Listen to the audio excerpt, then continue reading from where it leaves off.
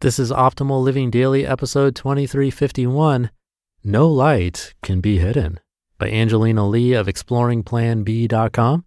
And I'm Justin Malik, your host and narrator. And we're going to jump right into it as we optimize your life. No Light Can Be Hidden, by Angelina Lee of exploringplanb.com.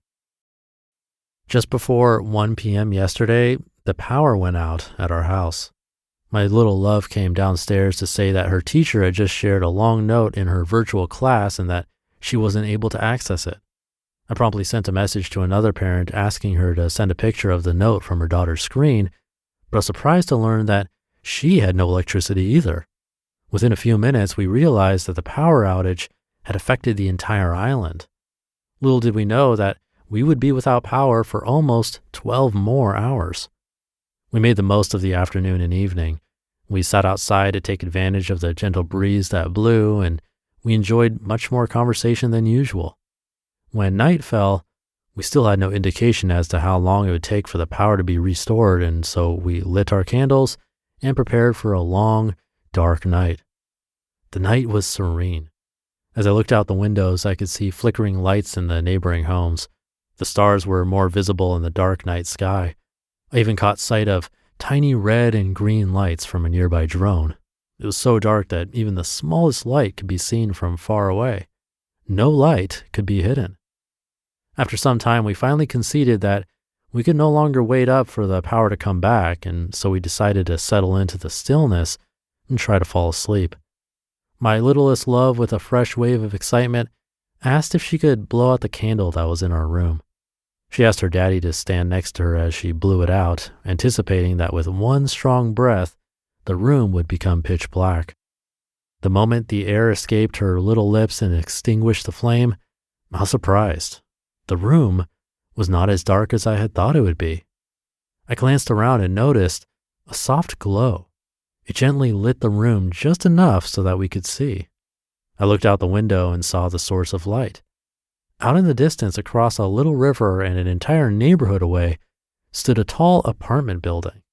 The building itself was in darkness, but on the roof of the building appeared to be security lights.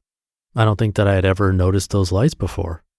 I lay in bed and pondered how some small lights on a building far away could provide a soft glow in my bedroom. No light could be hidden.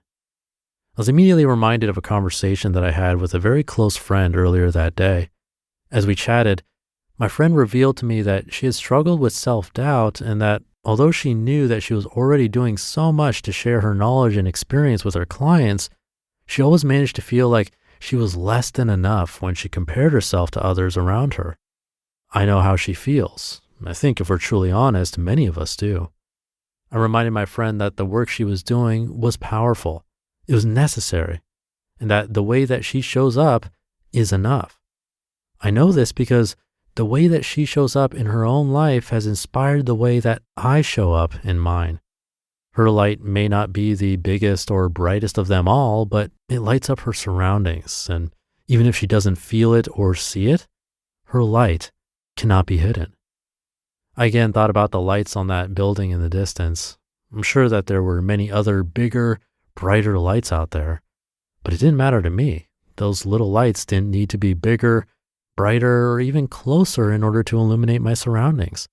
They were enough. Their effects were far-reaching just because they showed up, just because they stayed on in the darkness. I've been giving much thought to the things that I want to do and the ways in which I want to show up in my life. There's something that lights me up from within, and I yearn to let it shine. But for doubt, but for fear, but for so many things. But what if that light is enough? Even if it isn't bigger than the others, even if it isn't brighter than the rest, what if that light can be far-reaching just because it shows up, just because it stays on in the darkness?